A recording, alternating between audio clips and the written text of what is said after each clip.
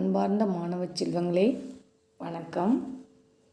நாம் இப்போ பார்க்க இருக்கிறது என்ன அப்படின்னு பார்த்திங்கன்னா, 7ஆம் வகுப்பிலிருந்து இயல் 2 முதல் இயலில் நம்ம எதை பற்றி படித்தோம்? இயல் 1ல் எல்லாமே கடல் சார்ந்தது தான் பார்த்து படித்தோம் இல்லையா? கடலுக்குள்ளே வாழக்கூடிய உயிரினங்கள், கடல் சம்பந்தமான கவிதைகள், உரைநடை, இதெல்லாமே கடல் சம்பந்தமாக பார்த்தோம் இல்லையா? கடலுக்குள்ளே வாழக்கூடிய உயிரினங்கள் இதெல்லாம். இப்போ நாம் பார்க்க இருக்கிறது பார்த்திங்கன்னா 2வது இயல். 2வது இயலில் என்ன பார்க்க போகிறோம் அப்படின்னு பார்த்திங்கன்னா, கல்வியை பற்றி தான். புரியுதா? ஓதுவது ஒளியேல், படிப்பதை எப்போவுமே கைவிடக்கூடாது. புரியுதா? அந்த தலைப்பில் தான் உங்களுக்கு கல்விங்கிற தலைப்பில் தான் இந்த இயல் முழுவதும் கொடுத்துருக்காங்க. சரியா? சரி, அப்போது இந்த இயல் 2ல் எதை பற்றியெல்லாம் கொடுத்துருக்காங்க அப்படின்னு பார்த்திங்கன்னா, கல்வியை பற்றி கொடுத்துருக்காங்க. அதில் செய்யுள் பகுதியில் கல்வியே அனைத்திற்கும் அடிப்படை என்பதை நீ உணர்ந்து கொள்ளுதல். புரியுதா? கல்வி தான் எல்லாத்துக்கும் இல்லையா அடிப்படை. கல்வி இல்லைன்னா, படிப்பு இல்லைன்னா எங்கேயுமே நம்ம எதையும் சாதிக்க முடியாது, எங்கேயும் போக முடியாது, வர முடியாது, யார்கிட்டையும் பேசுறதுக்கு கூட தயக்கமாக இருக்கும் இல்லையா? அப்போது படிப்புங்கிறது ஒரு மனிதனுக்கு மிக மிக முக்கியம். அறிவை வளர்த்து கொள்வதற்கு மிக முக்கியமானது என்னென்னா கல்வி தான். பணம் காசெல்லாம் அதுக்கப்புறம் தான். புரியுதா? அப்போ செல்வத்தை காட்டிலும் சிறந்த செல்வம் எது? கல்வி தான். அதை பற்றி தான் இந்த இயல் முழுவதும் இருக்குது. புரியுதா?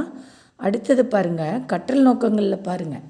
நீங்கள் எப்போவுமே புக்கை முன்னாடி வச்சுக்கணும். நான் சொல்லும்போது கவனம் இங்கே தான் இருக்கணும்.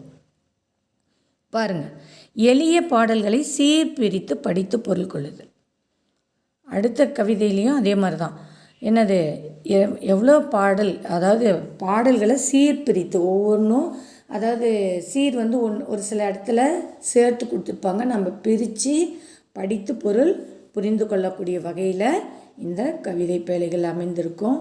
அதே மாதிரி உரைநடையில் பார்த்திங்கன்னா, அந்த கவிதை படிக்கக்கூடிய ஆர்வத்தை கதை படிக்கக்கூடிய ஆர்வத்தை உருவாக்குது இது துணை பாடத்தில். அதுக்கப்புறம் இலக்கணத்தில் பார்த்திங்கன்னா, மொழியில் உள்ள எழுத்துக்கள், சொற்கள் ஆகியவற்றின் கட்டமைப்பை அறிந்து பயன்படுத்துதல். மொழின்னா நம்ம பேசக்கூடிய தமிழ் மொழியில் என்னென்ன சொற்கள் எப்படி அமைச்சிருக்காங்க அப்படிங்கிறத தெரிஞ்சுக்கிட்டு அது மாதிரி நம்ம எழுதவும் படிக்கவும் கற்றுக்கிறது. புரியுதா? அப்போது நம்ம இந்த இயலில் எதை பற்றி படிக்க போகிறோம்? கல்வியை பற்றி தான். புரியுதா? அதனால் எப்போவுமே படிக்கிறத நிறுத்தவே கூடாது. அதான் ஓதுவது ஒளியேல் அப்படின்னு சொல்லியிருக்காங்க. எப்பவும் படிச்சுட்டே இருக்கணும். அதே மாதிரி படிக்கிற பழக்கத்தை ஏற்படுத்திக்கணும். டெய்லி ஒரு பேஜாவது படிக்கணும். கதையோ தமிழோ எது வேணால் நீங்கள் படிங்க, ஆனால் டெய்லி கண்டிப்பாக படிக்கணும். புரியுதா? அப்போ தான் நம்ம அறிவை வளர்த்துக்க முடியும். செல்லை பார்க்குறோமோ இல்லையோ, புத்தகத்தை கண்டிப்பாக நீங்கள் பார்க்கணும். சும்மா செல்லை வச்சுட்டு விளையாடுறதெல்லாம் இருக்கக்கூடாது. சரியா? சரி, இப்போ நம்ம செயல் பகுதிக்கு போகலாமாப்பா? சரி, நெக்ஸ்ட் பேஜுக்கு வாங்க.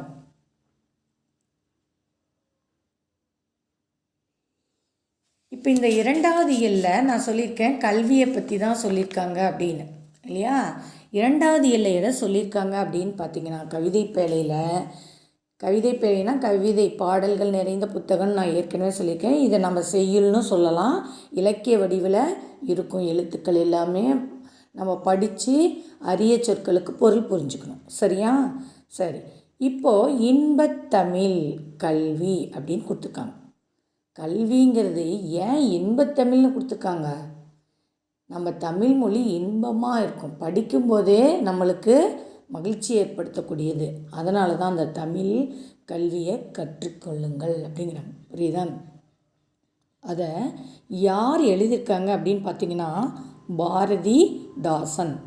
இன்பத்தமிழ் கல்வியை யார் எழுதியிருக்காங்க அப்படின்னு பார்த்தீங்கன்னா, பாரதிதாசன் எழுதியிருக்கார். புரியுதா? சரி, அந்த பாரதிதாசன் எங்கே பிறந்தார், அவர் என்னென்ன நூல்கள் எழுதினார் அப்படிங்கிறத முதல்ல நம்ம தெரிஞ்சுக்கலாம். வாங்க நூல்வெளிக்கு. பாருங்கள், கவிஞர், இதழாளர், தமிழ் ஆசிரியர் என பன்முக ஆற்றல் கொண்டவர். யார்? இந்த பாரதிதாசன். நல்ல பாடல் எழுதுவார், புத்தகம் எழுதுவார், தமிழாசிரியராக இருந்திருக்காரு அப்படின்னு சொல்கிறாங்க. இவர் கவிதை, கதை, கட்டுரை, நாடகம் ஆகியவற்றை படைப்பதில் வல்லவர். கதை எழுதுவார், கட்டுரை, நாடகம் இதெல்லாம் எழுதினவர். யார்? இந்த பாரதிதாசன். அது இல்லாமல் இவருக்கு வழங்கிய அதாவது இவர் நிறைய நூல்கள் எழுதியிருக்காரு பாருங்கள். பாண்டியன் பரிசு அப்படிங்கிற நூல், அப்புறம் அழகின் சிரிப்பு, இசை அமுது, இருண்ட வீடு, குடும்ப விளக்கு, கண்ணகி புரட்சி காப்பியம் உள்ளிட்ட பல நூல்களை எழுதியிருக்கார். இவர் எழுதிய பிசிராந்தையார் அப்படிங்கிற நாடக நூலுக்கு சாகித்ய அகாடமி விருது அளிக்கப்பட்டது. கேட்பாங்க, என்ன கேட்பாங்க அப்படின்னா, பாரதிதாசன் எழுதிய பிசிராந்தையார் நூலுக்கு சாகித்ய அகாடமி அளிக்கப்பட்டதுன்னு சொன்னாங்க இல்லையா? சாகித்ய அகாடமி எந்த நூலுக்கு வழங்கப்பட்டது? பாரதிதாசன் எழுதிய சாகித்ய அகாடமி விருது எந்த நூலுக்கு வழங்கப்பட்டதுன்னு கேட்பாங்க. நாடக நூலுக்கு. நீங்கள் என்ன எழுதணும்? பிசிராந்தையருங்கிற நாடக நூலுக்கு வழங்கப்பட்டதுன்னு எழுதணும். புரியுதா? சரி. பாரதிதாசனுடைய கவிதைகள் பார்த்திங்கன்னா, கவிதைகள் அப்படிங்கிற தொகுப்புலேருந்து தமிழ் பேரு அப்படிங்கிற தலைப்பில் தான் உங்களுக்கு பாடப்பகுதியாக கொடுத்துருக்காங்க. அவர் பாரதிதாசன் கவிதைகள்ன்ற ஒரு புத்தகத்திலிருந்து தான் தமிழ் பேருங்கிற தலைப்பிலேருந்து இந்த பாடலை உங்களுக்கு கொடுத்துருக்காங்க. புரியுதா? எந்த பாடல்? இந்த இன்பத்தமிழ் கல்வி பாடலை கொடுத்துருக்காங்க. புரியுதா? சரி, இப்போ நம்ம பாடலுக்குள்ளே போகலாமா? பாடலுக்குள்ளே போகிறதுக்கு முன்னாடி நம்ம என்ன பண்ணலாம்? ஏன் இவருக்கு பாரதிதாசன்னு பேர் வச்சுக்கிட்டாரு? பாரதியார் மீது கொண்ட பற்றின் காரணமாக இல்லையா? அவர் தன்னுடைய பெயரை சுப்புரத்தினங்கிறத மாற்றி பாரதிதாசன்னு வச்சுக்கிட்டார். புரியுதா? சரி, இப்போ நம்ம நுழையும் முன் போகலாம். பாருங்கள், பாடலுக்கு போகிறதுக்கு முன்னாடி இதை நம்ம இவரை பற்றி கொஞ்சம் தெரிஞ்சுக்கலாம். பாருங்கள். பாரதிதாசன் கவிதை எழுதுவதற்கு தாளையும் எழுதுகோலையும் எடுத்தார். ஒரு கவிதை எழுதலான்ட்டு ஒரு பேப்பர், தாள்னது பேப்பர், நம்ம பேப்பர்னு சொல்லுவோம் இங்கிலீஷில், தமிழில் தாள். எழுதுகோல்னா அது பென்சில் இல்லையா? பென்சில் இல்லைன்னா பேனா, எது வேணால் சொல்லலாம். அதை எடுக்கிறார். எதை பற்றி எழுதுவது என சிந்தித்தார். எதை எழுதலாம் அப்படின்னு யோசிக்கிறார். வானம், ஓடை, காடு, தென்றல், மயில் போன்ற இயற்கை பொருள்கள் எல்லாம் அவர் கருத்தை கவர்ந்தன. அப்போ எடுத்துட்டு யோசிக்கிறார். யோசிக்கும்போது வானம், ஓடைன்னு என்னது? நீர்நிலைகள், காடு, தென்றல், மயில் போன்ற இயற்கை பொருள்லாம் அவரை கருத்தை கவருது. எனினும் புரட்சி கவிஞராகிய பாவேந்தர் தமிழரின் இன்னல் தீர்க்கும் வழி ஒன்றை கவிதையாக படைத்தார். தமிழர்கள் இன்னல்னா நம்ம துன்பம், இன்னல்னா துன்பங்கிறத அண்டர்லைன் பண்ணி எழுதிக்கும் நிலையும். சரி, தமிழருடைய துன்பத்தை தீர்க்கக்கூடிய வழியில் ஒரு கவிதை எழுதலான்னு எழுதுகிறார். அதை நாமும் படித்து சுவைக்கலாமா? சரி, பாருங்கள். பாடலுக்கு போகலாமா? சரி, பாருங்கள். பாடல் ஒரு தரம் படிச்சுட்டு அதுக்கப்புறம் நான் பொருள் சொல்கிறேன். ஒவ்வொரு பேராவாக படிச்சுட்டு பொருள் சொல்கிறேன். கவனிங்க. வரி மேலே விரல் வைங்க. புத்தகம் உங்கள் கையில் இருக்கணும். சரியாக செய்யுள் நடத்தும்போது கவனமாக, செய்யுள் இலக்கணம்லாம் நடத்தும்போது நல்ல கவனமாக புத்தகத்தோடு தான் நீங்கள் உட்காரணும். எல்லாமே நடத்தும்போது புத்தகத்தோடு தான் நீங்கள் இருக்கணும். புரியுதா? சரி, பாருங்கள். ஏடெடுத்தேன் கவி ஒன்று வரைந்திட. ஏடுன்னா என்னது? பேப்பர் இல்லையா? பேப்பர் எடுத்தாராம். கவின்னா என்னது? கவிதை எழுத ஒரு பேப்பர் எடுத்தேன் அப்படிங்க. என்னை எழுதென்று சொன்னது வான். என்னை எழுது அப்படின்னு சொன்னது வான். என்னது? வானம். ஓடையும் தாமரையும் பூக்களும் தங்களின் ஓவியம் தீட்டுக என்று உரைக்கும். சரி, வானம் என்ன எழுதுன்னு சொன்னிச்சான். அதுக்கப்புறம் ஓடை, நீர் ஓடையும் தாமரை பூவும் தங்களின் ஓவியம், எங்களோட ஓவியத்தை தீட்டுங்கன்னு சொன்னிச்சான். அடுத்தது பாருங்கள். காடும் கழனியும் கார்முகில் வந்து கண்ணை கவர்ந்திட எத்தனிக்கும். புரியுதா? காடும் காடும் கழனினது. காடுன்னா உங்களுக்கு தெரியும் இல்லையா? கழனினா வயல் இல்லையா? அந்த வயலும் கார்முகிலும் கருநிற மேகமும் வந்து என்னை கவர்ந்திட எத்தனிக்கும். அதுவும் அவரை கவர்ந்துதான். புரியுதா? சரி, அடுத்தது பாருங்க. ஆடும் மயில் நிகர் பெண்களெல்லாம் உயிர் அன்பினை சித்திரம் செய்க என்றார். ஆடும் மயில் இல்லையா? ஆடுகின்ற மயில் போன்ற பெண்கள் எல்லாம் உயிர் அன்பினை கவிதையாக, அதாவது எங்களைய சித்திரம் செய்க அப்படின்னு சொன்னச்சான். புரியுதா? இப்போது மயிலுக்கு நிகராக பெண்களை சொல்லியிருக்காங்க இல்லையா? மயிலுக்கு ஒப்பிட்டு பெண்களையும் சொல்லியிருக்காங்க. அப்படி அந்த இயற்கை காட்சியெல்லாம் எங்களை எழுதுங்கன்னு இவர் கண் முன்னாடி வந்து நிற்கிறான். புரியுதா? அப்போது இதில் என்ன சொல்லியிருக்காங்க பாருங்கள். அதாவது ஒரு கவிதை எழுதுறதுக்கு ஏடு ஒன்று எடுக்கிறாரு. அதை வந்து கவிதையாக எழுதுகன்னு வானம் சொன்னிச்சான். அப்புறம் நீரோடை தாமரை மலர்களும் அவரை ஓவியமாக தீட்டுங்கன்னு சொன்னிச்சான். காடும் வயலும் கருநீர மேகங்களும் அவர் கண்ணை கவர்ந்திட நின்றது இல்லையா? கவர்ந்து இழுத்தது. எத்தனைக்குமே இழுத்தது. ஆடும் மயில் நிகர் பெண்கள் எல்லாம் இல்லையா? அப்போது இந்த இடத்துல என்னது?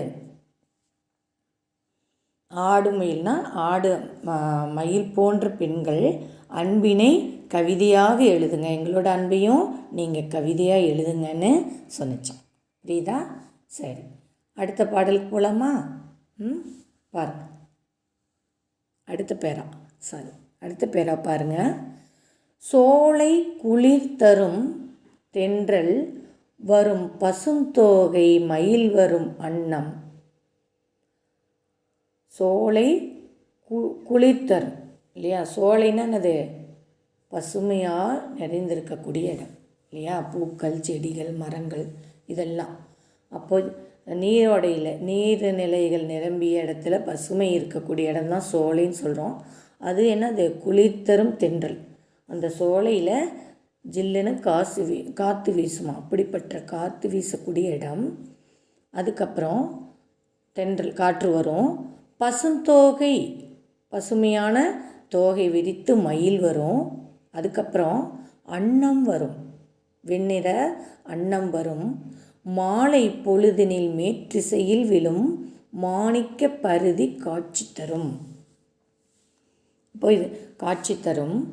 வேலை சுமந்திடும் வீரரின் தோள் உயர் வெற்பென்று சொல்லி வரைக என்னும் கோலங்கள் யாவும் மலை மலையாய் வந்து கூவின என்னை இவற்றிடையே அப்படின்னு சொல்லியிருக்காங்க. புரியுதா? அப்போது இந்த பாடல் என்ன சொல்லியிருக்காங்க அப்படின்னா, சோலையில் குளிர்ந்த காற்று வந்ததாம் இல்லையா? குளிர் தரும் தென்றல் வந்தது சோலையில், பசுஞ்சோலையில். அடுத்தது பசும் தோகை மயில் வரும், பசுமையான தோகையுடைய மயில் வந்தது. அன்னம் வரும், அன்னப்பறவை வந்தது. மாலை பொழுதினில் மேற்றிசையில் விழும் மாணிக்க பருதி காட்சி தரும். மாணிக்கம் போல ஒளி வீசுகின்ற மாலை நேரத்தில், சாயந்தர நேரத்தில் மேற்கு திசையில் மறையக்கூடிய கதிரவனும் வந்தார். மேற்திசையில் விழும் பருதினது கதிரவன், மாணிக்க பருதி, ஒளி வீசக்கூடிய கதிரவன். பருதினா கதிரவன் எழுதிக்கும். காட்சி தரும் அப்படின்னா என்னது? அந்த கதிரவனும் வந்தான். அடுத்தது பாருங்க. வேலை சுமந்திடும் வீரனின் தோள் இல்லையா? அப்படின்னு என்ன அர்த்தம்? வேலேந்திய வீரர்கள் அவர்களுடைய தோல் பாருங்க, தோல் உயர் வெற்பென்று சொல்லி வரைக. வேலை சுமந்து இருக்கக்கூடிய, வேலேந்தி வரக்கூடிய வீரர்கள் அவர்கள் என்ன சொல்கிறாங்களாம்? தோல் உயர் வெற்பென்று சொல்லி வரைக அப்படின்னு சொல்கிறாங்க. அதாவது எங்களுடைய தோல் புஜம் இல்லையா, அந்த தோள்கள் வெற்புனா என்னது, மலை. வெற்புனா என்னது, மலை. மலை போன்ற எங்களது தோள்களின் அழகினை எழுதுங்கள் அப்படிங்கிறாங்க இல்லையா. அப்போ அந்த வீரர்கள் சொல்கிறாங்க, மலை மாதிரி இருக்க எங்களுடைய தோள்களை நீங்கள் எழுதுங்க அப்படின்னு சொல்கிறாங்க. வரைக என்னும் கோலங்கள் யாவும் மலைமலையாய் வந்து கூவின என்னை அப்படிங்கிற. அப்படின்னா இந்த மாதிரி இருக்கக்கூடிய அழகிய காட்சிகள் எல்லாம் என்னது, மலைமலையாய் வந்து கூவின அப்படின்னா அது எல்லாம் பெருந்திரளாக தங்களை கவிதையாக எழுதுமாறு சொன்னச்சான். யாரை, பாரதிதாசன். புரியுதா, எப்படி எழுதியிருக்கார் பாருங்க. சரி, இப்போ இது ரெண்டாவது பேரால் புரிஞ்சுதா. முதல் பேரால் என்ன சொல்லியிருந்தாங்க, வானம் என்னைய அவர் பேப்பரும் பேனாவும் தான் எடுத்தாராம். அப்போது வானம் அவர் கண் முன்னாடி என்ன கவிதையாக எழுதுன்னு சொல்லிச்சான். அதுக்கப்புறம் ஓடை தாமரையும் எங்களை வரைங்க அப்படின்னு சொன்னிச்சான். ஓடைன்னா என்னன்னு சொன்னேன், நீர்நிலைகள் இருக்கக்கூடிய ஓடக்கூடிய தண்ணீர், அதுவும் தாமரை பூக்களையும் என்னை ஓவியமாக தீட்டுங்கன்னு சொன்னதான். அதுக்கப்புறம் காடும் கழனியும் இல்லையா, காடு வயல், அப்புறம் கார்முகில்னால் மேகம் இல்லையா, கருநிற மேகம், இதெல்லாம் எழுதுறதுக்கு அவரை தூண்டிச்சான். அப்புறம் ஆடும் மயில், அப்புறம் அதுக்கு நிகரான பெண்கள் எங்களோட அன்பையும் சேர்த்து எழுதுங்கன்னு சொன்னதுன்னு முதல் பேராவில் பார்த்தோம். ரெண்டாவது பேராவில் என்ன கொடுத்துருக்காங்க, சோலைகள், அதாவது பசுமை நிறைந்த சோலையில் காற்று வருது, அதுக்கப்புறம் தோகையை விரிச்சுக்கிட்டு மயில் வருது, அன்னப்பறவை வருது, மாலை பொழுது சாயந்தர நேரத்தில் மேற்கில் மறையக்கூடிய சூரியன் காட்சி தருது இல்லையா. அதுக்கப்புறம் வில்லேந்திய வீரர்கள் எங்களுடைய தோள்களை, மலை போன்ற தோள்களை எழுதுங்கன்னு இப்படி எல்லாமே என்ன பண்ணிச்சான், கூட்டமாக என்னை எழுதுங்கன்னு சொன்ன மாதிரி இருந்துச்சான் அவருக்கு. புரியுதா. அடுத்த பாடல் பாருங்கள், பேராவை கவனிங்க. இன்னலிலே தமிழ்நாட்டினிலே, இன்னல்னா என்னது, துன்பம். அண்டர்லைன் பண்ணிக்குங்க, இன்னல்னா துன்பம். அப்போது இன்னலிலே தமிழ்நாட்டினிலே உள்ள, படிக்கும்போது பிரித்து படிக்கிறேன், கவனமாக கேளுங்க. என் தமிழ் மக்கள் துயின்று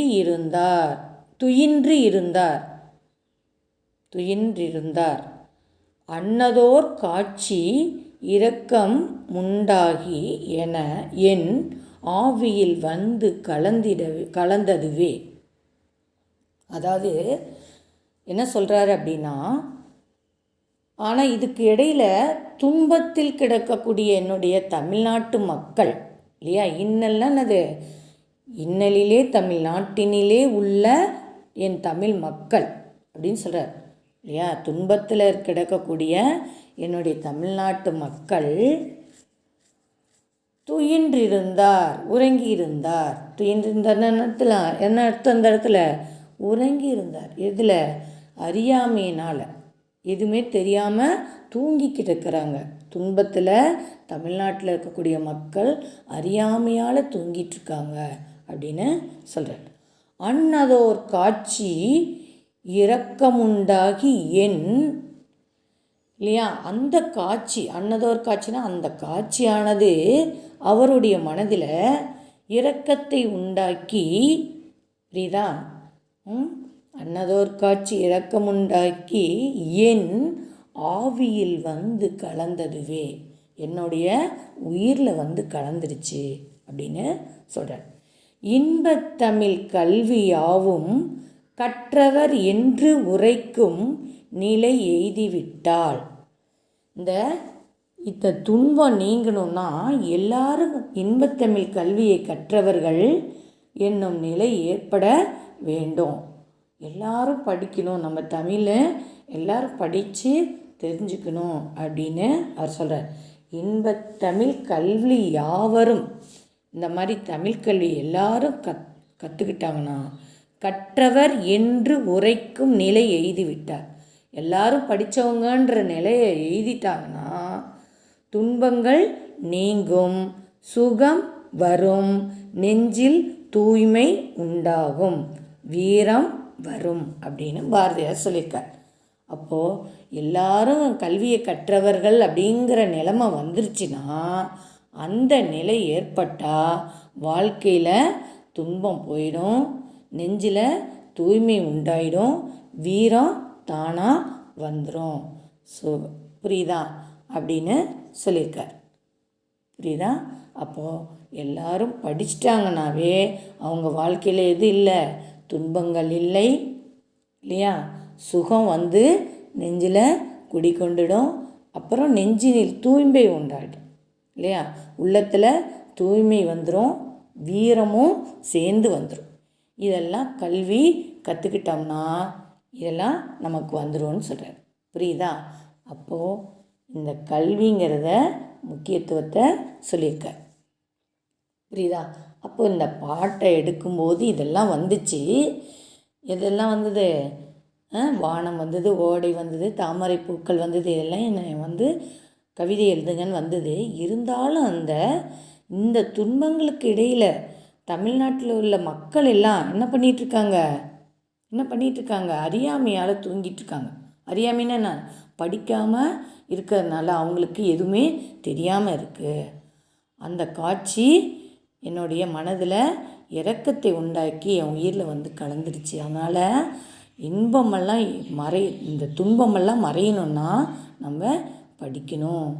அப்போது ஒருத்தர் படிச்சிட்டாங்க அப்படின்னா அவங்க வாழ்க்கையில் துன்பம் வராது. அதுக்கப்புறம் என்ன இருக்கும், நெஞ்சில் தூய்மை உண்டாயிடும், வாழ்க்கையில் எப்போவுமே இன்பதான் வரும், அப்புறம் வீரம் உண்டாகிடும் அப்படின்னு சொல்லியிருக்கார். புரியுதாம்மா? பாடல் புரியுதா? பாடல் பொருள் புரியுதா? சரி, அடுத்தது பாருங்கள், சொல்லும் பொருளும்.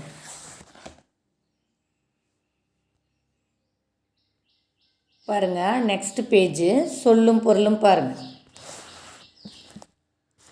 எத்தனைக்கும் முயலும், எத்தனைக்கும்னா என்னது, முயலும்.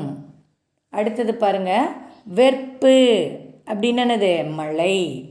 கழனி, வயல். நிகர், சமம்.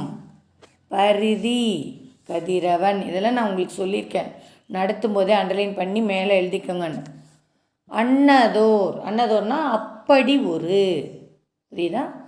கார்முகில், மேகம். துயின்றிருந்தார், உறங்கி இருந்தார்.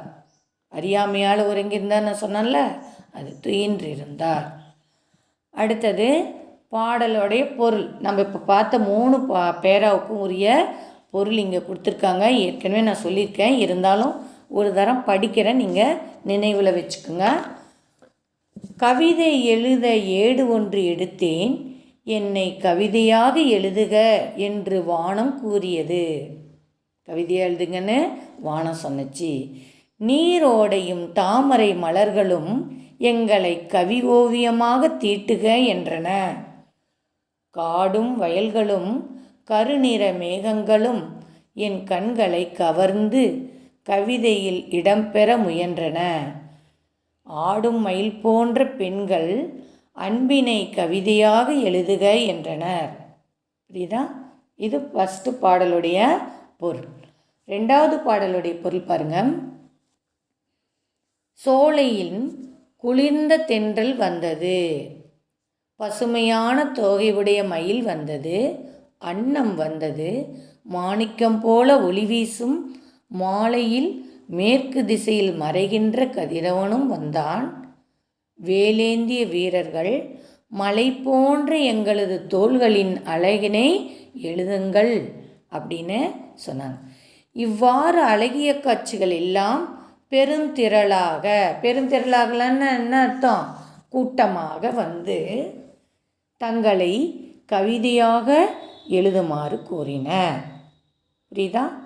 இந்த பாடல் நடத்தும் போதே உங்களுக்கு இந்த பொருளும் சொல்லியிருக்கேன், இருந்தாலும் படித்து காமிச்சேன். புரியுதா? அடுத்தது 3வது பேரா பாருங்கள். ஆனால் இதற்கிடையில் பாருங்கள், துன்பத்தில் கிடக்கும் என் தமிழ்நாட்டு மக்கள் அறியாமைன்னா என்னது, எதுவுமே தெரியாமல் தூங்கி கிடக்கிறார்கள். தூங்கிட்டு இருக்காங்க. அந்த காட்சி என் மனதில் இரக்கத்தை உண்டாக்கி என் உயிரில் வந்து கலந்து விட்டது அப்படின்னு அவர் சொல்கிறார்.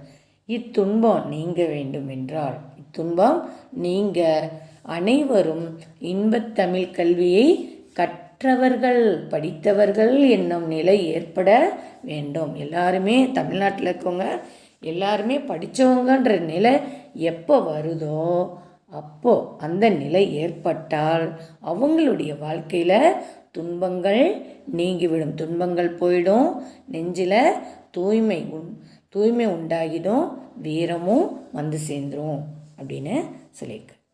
புரியுதாம்மா? சரி, அடுத்தது கற்பவை கற்ற பின் பாருங்கள். அதில் என்ன கொடுத்துருக்காங்க அப்படின்னா, இயற்கை காட்சி குறித்து 4 வரிகளில் கவிதை எழுதுக அப்படின்னு கொடுத்துருக்காங்க. நீங்கள் எது வேணால் எழுதலாம். இயற்கை காட்சியில் பார்த்து ஒரு கவிதை 4 வரி நீங்கள் வரும்போது எழுதிட்டு வாங்க, தனியாக ஒரு பேப்பரில். புரியுதா? அடுத்தது தாய்மொழி வழி கல்வியே சிறந்தது என்பதை குறித்து வகுப்பில் கலந்துரையாடுகன்னு கொடுத்துருக்காங்க. நமக்கு நம்ம மொழி தாய்மொழியில் எதையுமே தாய்மொழியில் தெரிஞ்சுக்கிட்டா தான் அது மறக்காமல் அப்படியே நம்ம மனசில் பதியும். புரியுதா? ஒரு பொருளை என்னது, அதாவது ஒரு சொல்லை ட்ரான்ஸ்ஃபர் பண்ணுறதுக்கும் நம்ம தாய்மொழி தான் முக்கியமாக அமைஞ்சிருக்கு. சரியா? அடுத்தது பாருங்கள், மதிப்பீடு போலாமா? பாருங்கள், மதிப்பீடுன்னு என்னது? வினா. நம்ம என்ன படிச்சிருக்கோம், இது வரைக்கும் என்ன புரிஞ்சுக்கிட்டோன்னு நீங்களாக சொல்லக்கூடிய பதில் தான் இது. புரியுதா? சரி, பாருங்கள், உங்களுடைய அறிவுத்திறனை நீங்களே மதிப்பிடுறது தான் மதிப்பீடு. சரி, இவ்வளோ நேரம் நீங்கள் கவனித்ததுக்கு இதுக்கு ஆன்சர் பண்ணுங்கள் பார்க்கலாம். பெண்களுக்கு நிகராக பாரதிதாசன் கூறுவது எதை சொல்லியிருக்காரு? பெண்களுக்கு நிகராக மயில் தான் சொல்லியிருக்காங்க இல்லையா? மயில் அப்படின்னு சொல்லியிருக்காரு. இதில் ஆடும் மயில் நிகர் பெண்கள் எல்லாம்னு பாடல் வரியில் கொடுத்துருக்கா இல்லையா? அது ஆடும் மயிலுக்கு நிகராக பெண்களை சொல்லியிருக்காரு. அடுத்தது பெண்களுக்கு நிகராக மயிலை சொல்லியிருக்காரு. அடுத்தது பாருங்கள், பின்வருவனவற்றுள் மழை குறிக்கும் சொல். மழை அப்படின்னு என்னது? மழைக்கு என்ன பொருள் இலக்கியங்களில்? பாருங்கள், வெற்புனா மழை. புரியுதா? சரி, அதை எழுதிக்குங்க, அந்த டேஷில் எழுதிக்குங்க, அதை டிக் பண்ணிக்கோங்க. வெற்புங்கிறத டிக் பண்ணிவிட்டு டேஷில் என்ன எழுதிக்குங்க? வெற்புன்றதை எழுதிக்குங்க. அடுத்த 3வது பாருங்கள், ஏடெடுத்தேன் என்ற சொல்லை பிரித்தெழுத கிடைப்பது என்னவா இருக்கும்? ஆப்ஷன் பாருங்கள், ஏடு கூட்டல் எடுத்தேன். அந்த ஏடு நிலைமொழி ஈட்டில் உள்ள எழுத்து பாருங்கள், 2 இருக்கா? 2 எப்படி பிரிப்போம்? இட்டு கூட்டல் ஊன்னு பிரிப்போம். வருமொழி முதல்ல ஏ வந்திருக்கு, அப்போது இங்கே உயிரெழுத்து வந்தால் அந்த இட்டு விட்டுட்டு ஊ போயிடும். அப்போ இட்டு கூட்டல் ஏ டே, அப்போ ஏ டெடுத்தேன், அதுதான் சரியான வார்த்தை. இ டிக் பண்ணிக்கோங்க.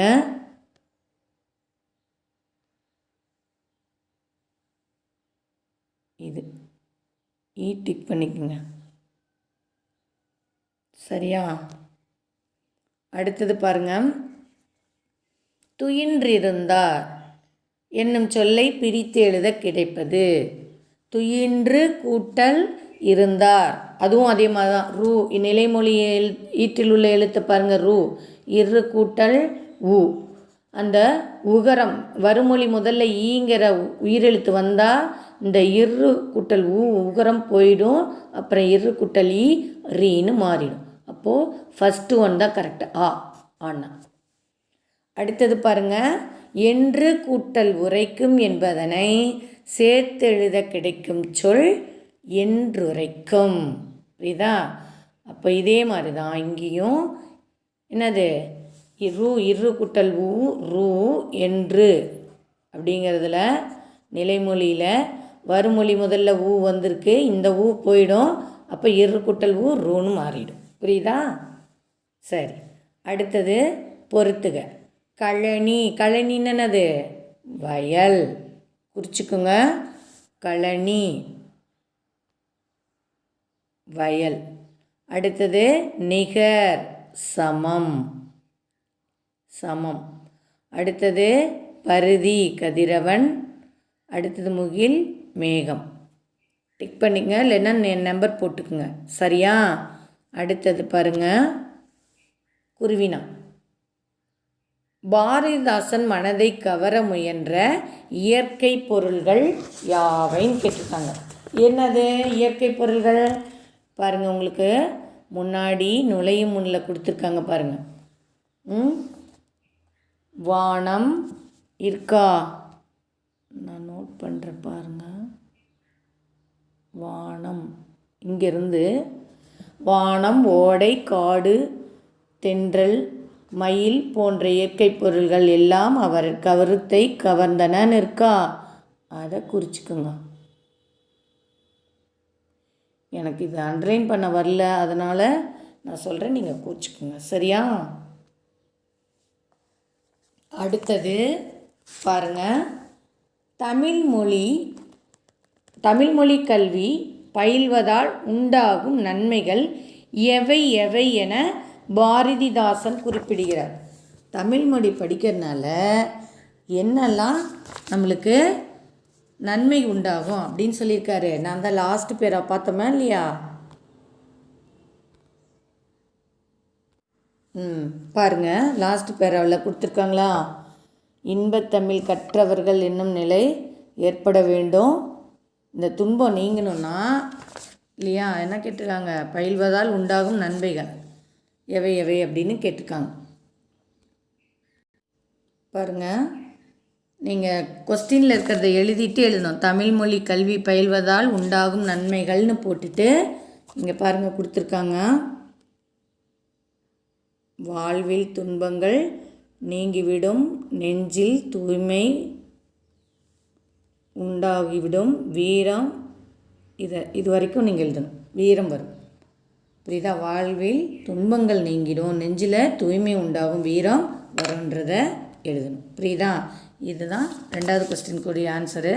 நான் உங்களுக்கு நோட்டில் எழுதி தருவேன், அதை பார்த்து நீங்கள் காப்பி பண்ணிக்கங்க. அடுத்தது பாருங்கள், சிறுவினா. சிறுவினாவில் என்ன சொல்லியிருக்காங்கன்னு பாருங்கள், என்ன கேட்டிருக்காங்கன்னு. இன்பத்தமிழ் கல்வி பாடலின் மையக்கருத்தை உங்கள் சொந்த நடையில் எழுதுக அப்படின்னு கொடுத்துருக்காங்க. இந்த பாடலுடைய இதுக்கு என்ன எழுதணும்? பாடலின் பொருள் முழுவதுமே எழுதணும் சிறுவினாவுக்கு. புரியுதா? சுருக்கி எழுதலாம், நான் உங்களுக்கு நோட்டில் எழுதி தரேன், அதை நீங்கள் பார்த்து காப்பி பண்ணிக்கங்க. ஓகேவா? அடுத்தது பாருங்கள், சிந்தனை வினா. தமிழ்மொழி கல்வி பயில்வதால் ஏற்படும் நன்மைகளாக நீங்கள் கருதுவனவற்றை தொகுத்து எழுதுகன்னு கொடுத்துருக்காங்க. நீங்கள் தமிழ்மொழி படிக்கிறதுனால என்னென்ன நன்மைகள் உண்டாகுதுன்னு உங்களுடைய சிந்தனைக்குரிய வினா இது. உங்களுடைய கருத்துக்களை ஏதாவது 2 வரி எழுதுங்க. சரியா? சரி, அடுத்த செய்தியில் பார்க்கலாம். நன்றி.